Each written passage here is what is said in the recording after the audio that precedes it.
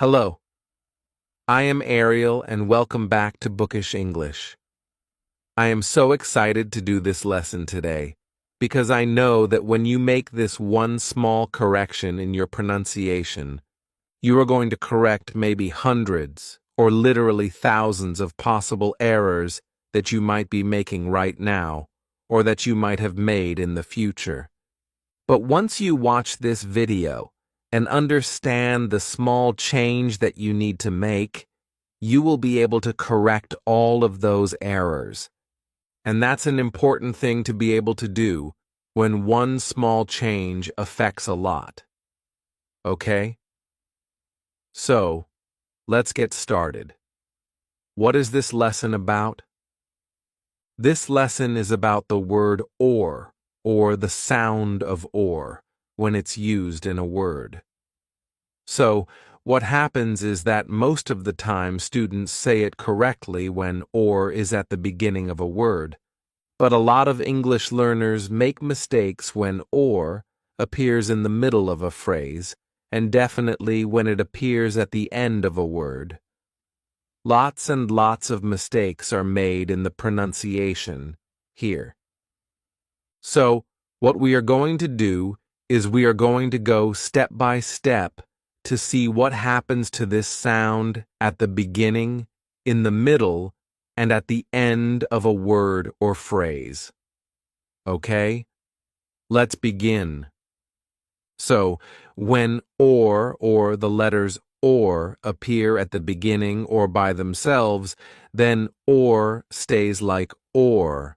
The word or, which you know by itself, that's how you pronounce it. There is no change. It is stressed. It is strong. Okay? Let's look at some words with or. The word or by itself is pronounced or. Also, organize, ornament, orphan, organic, orchard. Okay? What did you hear here? That or sounds like or, right? So far you're saying, okay, what's the big deal? The big deal is over here, so make sure you keep watching. Okay? All right. Let's look at some examples. Number 1. That's an order. You can read it with me. You can repeat it after me. Whatever you like. The more you participate, the more you will master what you need to learn. Number 2. It's an oral exam. Okay? Not written, oral. Number 3. This table is very ordinary. Okay? Again, or being pronunciation like or. Number 4. She works for a large organization. Organization, good. And number 5. The orchestra was amazing. All right? So, we saw that whether it was in a word by itself, whether we were saying the word by itself, or whether the word appeared in a sentence, the sound of or and the pronunciation of or remained the same. It remained like or. Now we're getting to the good stuff. Let's see what happens when we find the word or in the middle of a phrase. Okay, now we come to what happens when the word or appears in the middle of a phrase. Now, when you are speaking, you don't have to do this, but you do have to know that native speakers will do this, so this part will help you to understand them better. If you don't want to speak like this, don't speak like this. This you already do. This is to help you to understand better. And this last part is going to be very, very important to correct some of the things that you say. So, hang in there for the last part. Okay? But let's do this part now. So, what happens when or is used in the middle of a phrase? Then or is basically a function word, and function words are shortened or reduced. So they're not only shortened or reduced, they're also linked usually to a word that becomes before and sometimes to the word that comes after. All right? So let's see how this works. So, we would say, for example, here, I've just written some phrases first, and then later, here, we'll see how it works in a sentence. Okay? Ready? Here we go. Lunch or dinner. Okay? So we don't say lunch or dinner.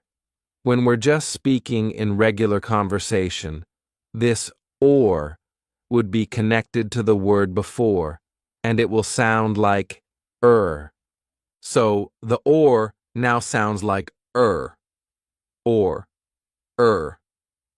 Lunch or dinner, okay? Soup or salad, rain or shine, 7 or 8. Okay? Do you see how the or now sounds like Okay? Let's continue. Would you like tea or coffee? Tea or coffee. Okay? Now, if you're not used to it, you might wonder what people are saying. But when you understand that the word or gets reduced, gets shortened, gets linked to a word before or a word after, it will help you to understand what people are offering you. Right? Okay? They're not offering you tears. They're offering you tea or coffee. Tea or coffee. Tea or coffee. Again, you don't have to speak like this, but you do need to understand. Next, number 2. Should I turn left or right? Left or right. Okay? If you like, you can repeat it, but you don't have to speak like that. Number 3. Am I right or wrong? Right or wrong. Okay? Again, you see what's in red is what is linked. Now, let's look what happens. Look at what happens when it's linked to the word after, which happens sometimes. Number 4. Shall we talk now or later? Okay? So, now the or got connected to the word after it, and that's okay. That happens too. Number 5. You can call or send me an email. Okay? So that is also possible, that it could be linked to the word before or the word after. And now you're going to come to the most exciting part, where you're going to change your pronunciation of a whole lot of words, maybe hundreds and thousands of words, and counting these expressions. There's probably thousands. Let's look at what happens when or appears at the end of a word. Okay, so now we come to the most critical part, the part where many students make a mistake in the pronunciation of or, and that is at the end of a word. What happens is, your eyes deceive you. Your eyes see or, and you want to say or. But in fact, again in a word, when it comes at the end of a word, you need to say and not or. So you need to say not the sound or, but the sound Repeat after me. Er. Now we sound a little bit robotic, but it won't sound like that once we actually say it in a word. So, what happens when or appears at the end of a word? It becomes reduced, shortened, and we don't stress it as much as when we were saying it at the beginning of a word. Okay? So, what I want you to do is to imagine that all these words down here, which in fact end in or, sound exactly like all these words in this line, which end in because usually, when you see at the end of a word, like dancer or teacher, you don't have a problem pronouncing it, right? You say it correctly because you see and you say the sound So, what you need to do is to take that same principle and apply it to all of these words. Even though your eyes will see or, your brain and your mouth has to be trained to say the sound and not the or sound. Okay? So do it with me. First, we'll practice and get our mouths to remember the sound of Okay? Ready? Say it after me or with me. Dancer, teacher, baker, farmer, waiter. Okay? In all of those words, of course, they were spelt with and they had the sound Now, all of these words are going to be spelt with or, but you're still going to say what? You're still going to say Okay? Here we go. Actor, doctor, tailor, author, mayor. Okay? Those are people. Now let's look at some things. Okay? Or ideas or other words. Factor. You know there is some very popular show called Fear Factor. I hope you're saying factor and not factor. Okay? Factor, color, terror, honor, error. Okay? Don't make an error when you're pronouncing the word error. Don't say error, say error, Okay? Let's keep going. These were shorter words with 2 syllables, but the same principle applies even if we have longer words, like here with 3 syllables. Ready? Here we go. Professor, visitor, bachelor, survivor. Another popular show, right? Okay. Also, some more things. Monitor, reactor, like a nuclear reactor behavior, equator. What's the equator? The equator is an imaginary line that goes around the Earth and divides it between the northern and southern hemisphere. Okay. Now let's look at some longer words, okay? Ambassador, supervisor, terminator. Okay? A lot of people have seen that movie. Okay? Elevator, refrigerator, calculator. Okay? Excellent. Thank you for sticking with me in this lesson, because if you did make this mistake, then you have just corrected something very major. Okay? You've corrected so many words that you could possibly say in your English-speaking life. Now move to the pronunciation of words ending with tion, sion, cian, and tian, and all of those, it's pronounced shun at the end. Shun. So, it's different spellings, different endings, but the pronunciation is shun for all of them. Okay? So, I'm just going to read through them, and so that you can hear how they sound. Okay? So, here we go. So, action, condition, direction, location, mention, nation, station. Okay?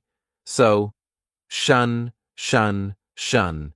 And then, again, with these, discussion, expression, mansion. If you're not familiar with that, it means a big house, an important-looking house, a mansion. Okay? Pension, profession, session, version. So, shun, shun, shun, all the way through. Okay?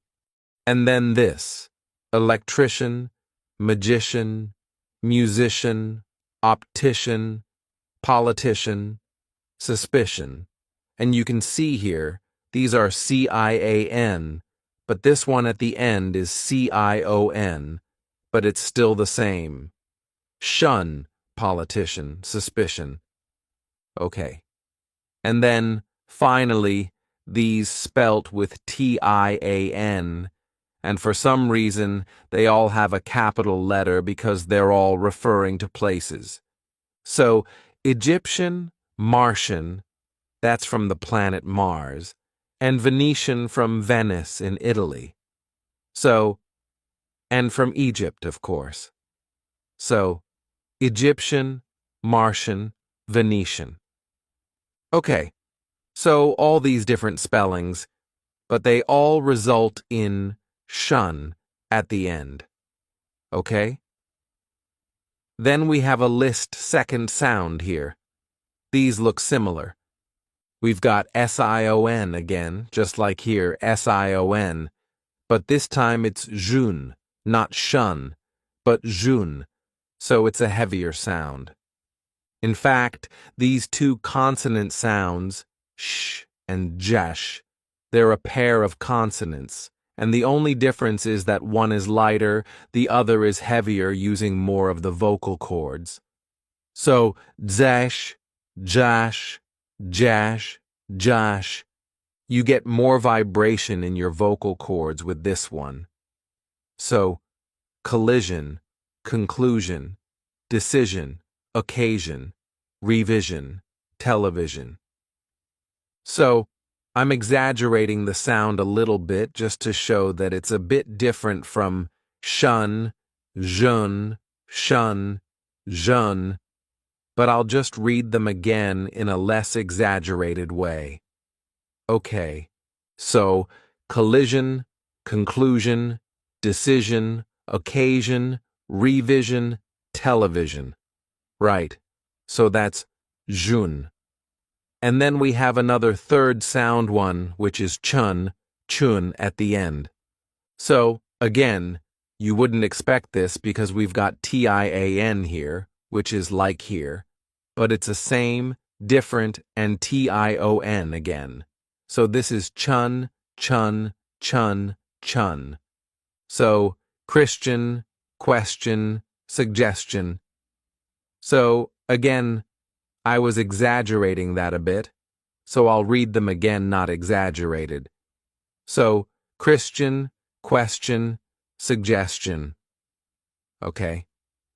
So, there's no real rule to follow, I don't think, about whether it should be shun or jeune or chun, but it's just something that you have to learn with each word, each group of words. But at least you can see here that a lot more words end with the shun sound. These others, there aren't so many of them, so that's one good thing, perhaps. Okay, so now move to the pronunciation secret that will help you to say English words more easily and correctly, especially long, difficult ones. Okay? Now, this is actually a professional technique that's used by actors and singers and linguists and lots of people who have learned many different languages and want to or need to pronounce words correctly and authentically. Okay? Now, the reason why pronunciation is difficult for everyone when you're learning a new language is because when we grow up speaking our native language, our ears get used to hearing certain sounds, and our mouths get used to making certain sounds. And when we learn a new language like English, then you have to train both your ear and your mouth to work a little bit differently. Okay? Now, the other part is, because English is not phonetic, it's not completely phonetic. A large part of it is. Some people say about 80 to 85% is phonetic, but a lot of it is not phonetic. What does that mean? That means when we see a word, the way we say it is not the way it looks. Right? So there's also that factor to take into account. But this technique can help you with both of these difficulties, okay? So, first, let's look at what we normally do when you're learning how to pronounce a word, okay? So normally what we do is we do something called front chaining, and I'm going to explain to you exactly what that is, but what I'm going to teach you in this lesson, the secret is something called back chaining, and that's what we will practice. Now, let's take our first example and do what people normally do, even teachers. Even ESL teachers. All right? When they're teaching classrooms, they don't normally spend that much time on pronunciation because they don't have time. There's so much to teach, and the class is so big, There's so many students, it's difficult to spend time on pronunciation. So naturally, people have a harder time learning that and mastering that. And if you think about it, when a child is born and when a child is growing up, it doesn't learn to read first. It just learns by listening. So this is an opportunity to listen afresh, like new in a different way to words, so that you can reproduce the correct sound, the correct pronunciation. Okay? So let's take our first example, and our first example is the word pronunciation. Okay? Because, by the way, a lot of people do not say this word correctly. Now, let's do it in the standard way, front chaining, and see what happens. So in front chaining, we start pronouncing or saying the word from the front and going forward. So if I did that, if I was teaching you how to say this word by using front chaining, I would say to you, you need to say it like this. Pronunciation. Okay? I've divided up here just to make it a little bit easier for you to see and hear the syllables. Okay? This long word happens to have 5 parts, 5 syllables, right? So it's quite long. Pronunciation. So when a student hears that, they're like, oh my God, I have to learn so many different sounds. And it's a little bit scary because there are 5 sounds, that have to follow. So what happens when you feel scared or nervous about something? Your brain shuts down. You don't learn as effectively. You don't learn as well as when you're happy and relaxed. So the advantage of learning through the other system, the other technique called backchaining, is that you feel much more relaxed.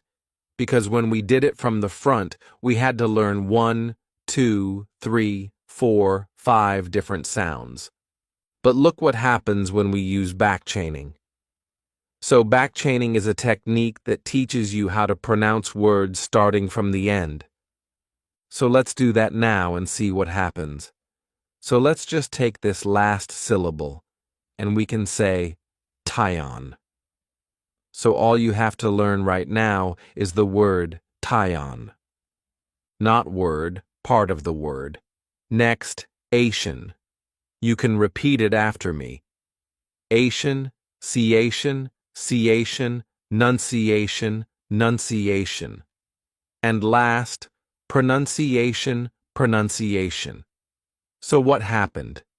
When we started to say this word, and especially if it's a word that's really strange, you've never heard it, all you had to learn was 1 sound, not 5. So it's not scary, it's manageable. It's something you can do. It's something you feel relaxed about. We're breaking down this word into small, manageable chunks. All right?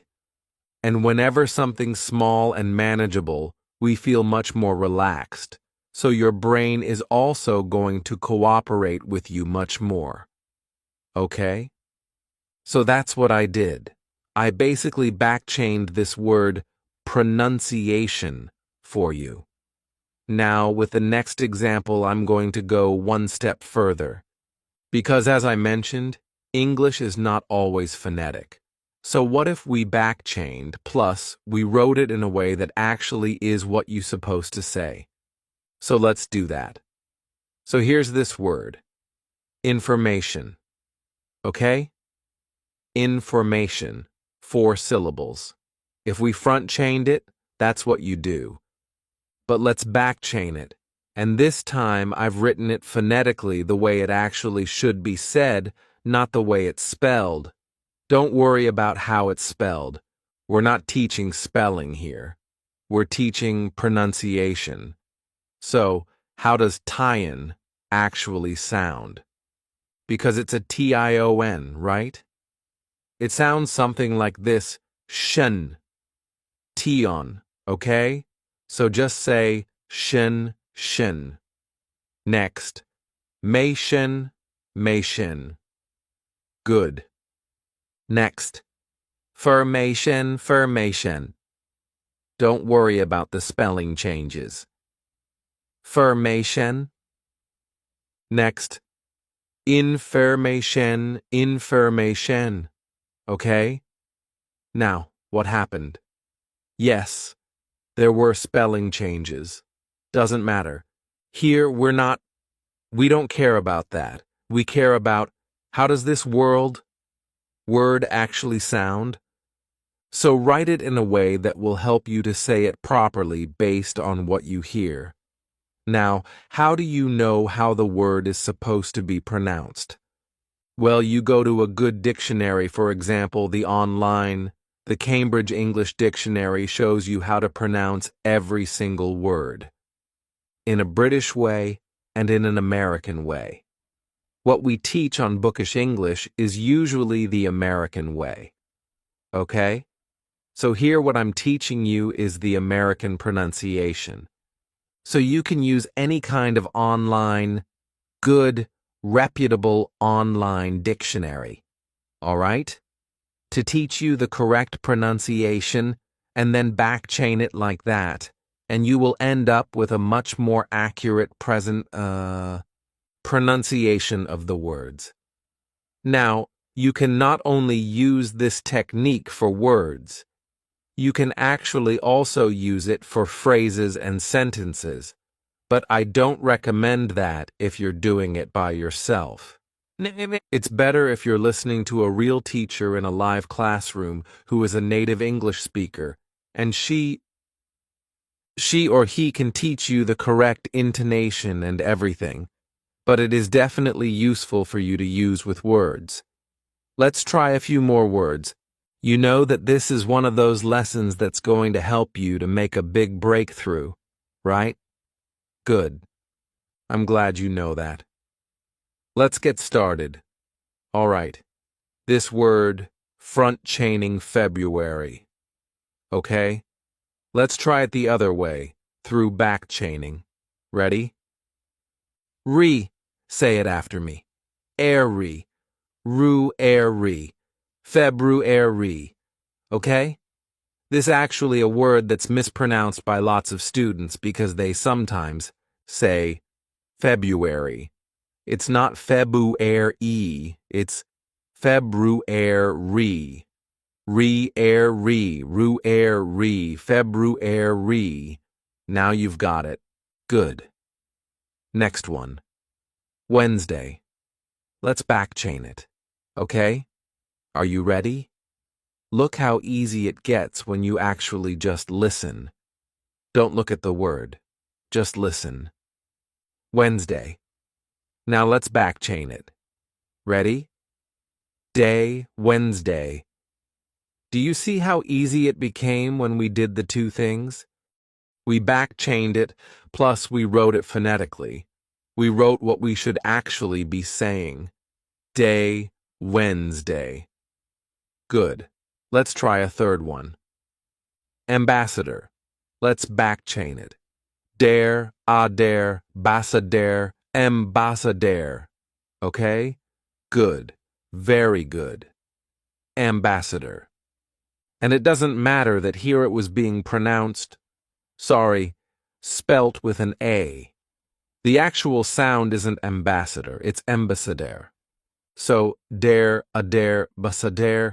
ambassador. You've mastered the correct pronunciation of this word and many other words that end like that, by the way. Okay? Next. Knowledge. So many letters, so many useless letters in terms of our pronunciation, right? Let's see what happens when we backchain it and when we write it phonetically. Are you ready? Lidge. There's only two parts now. Knowledge. There are only two parts, really, to the sound of this word, the pronunciation of this word. Lidge, knowledge. Isn't it much easier? Don't you find it much more enjoyable to say this word than this word? I hope so. Okay? Knowledge. Lige, knowledge. Ready. Okay. Psychiatrist. Okay? Psychiatrist. Again, lots and lots of letters, right? And let's start from the end. But this time you do it and then I'll do it. Okay? So backchain it. Did you get it? Let's try together. Trist, a trist, chi a trist, psyche a trist. Okay? Excellent. All right? If you were able to backchain these words, then you could backchain any words. All right? And remember, this is a strategy that's used by the professionals. The linguists teach it. The actors use this when they need to act a part and it's a different pronunciation. They need to play a British actor or an Australian actor. This is how they master the techniques, the correct pronunciation. And you can do it too. So I'm so glad that you watched this lesson today, so you could also save so much time and improve your pronunciation with a very big breakthrough. Okay?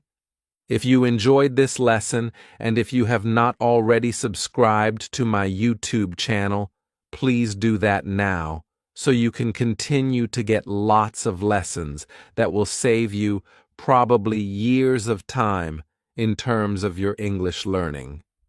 Thanks for watching. Bye for now.